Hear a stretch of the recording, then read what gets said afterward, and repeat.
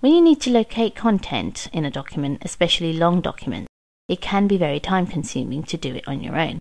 That's why there's find and replace technology built into Word 2013. We're going to take a look at it now using our Style Guide document. If you jump to this lesson, you can get caught up by opening up Style Guide 3 from the Chapter 2 folder of your exercise files. Now, if you wanted to find simple text, like the word colour for example, there's a couple of different ways to do it. Now that we have this navigation pane, and if you're not seeing it down the left-hand side of your screen, just go up to the View tab and make sure there's a check mark next to Navigation pane. We have all of our search and replace functionality right at our fingertips here in the Navigation pane. Yes, if we go to the Home tab, you'll notice at the very far right in the Editing section, we also have Find and Replace options here. So let's say we did want to find that word colour. We click in the search field, type in the word colour. You don't even have to press enter. It's automatically going to the first result, and you can see there's actually 12 results altogether in this document. And we have navigation buttons to move through them. The first one here is on page colour is actually part of a bigger word, coloured. And if we click the down arrow to go to the next occurrence, you can see what happens. They each get highlighted as we move through the document. We can go back as well.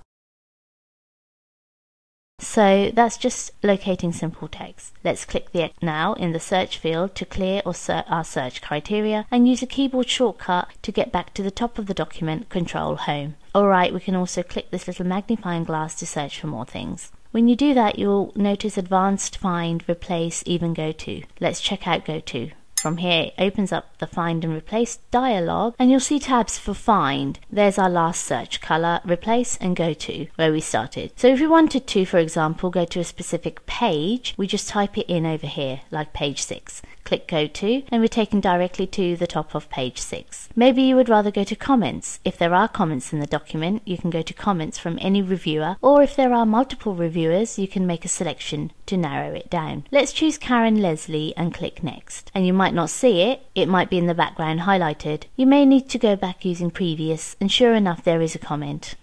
I'm just going to scroll up a little bit so you can see sure enough it's from Karen Leslie. So let's Go To. It's just simply, it takes us to different parts of a document and different sections, bookmarks, lines, etc. Let's go back to Find now. From here, where we typed in the word colour in our navigation pane, we see it here in the Find field, and you'll notice that there are some other options down below by clicking More. We can match case whole words only, okay, where colour was part of a larger word. We won't stop at those results by using Find Whole Words Only. You can use wildcards if you wanted to. Could be colour with an asterisk. That means colour with anything after it but nothing before it. Sounds like all kinds of options here for you to choose from. Let's match case as well. Now when we click Find Next, you can see it's finding the whole word colour. Find Next again, colour all by itself, and it's all lowercase. So we're matching the case of what we've typed in the field what field. Alright, let's close this up. Of course we can get to those options from our Find and Replace options found in the Editing section on the Home tab of the ribbon. So let's use Control Home to get back to the top, and this time we're going to go to Replace, and all that is a shortcut for opening up the Find and Replace dialog we've been working on and clicking the Replace tab. So it just takes us directly there.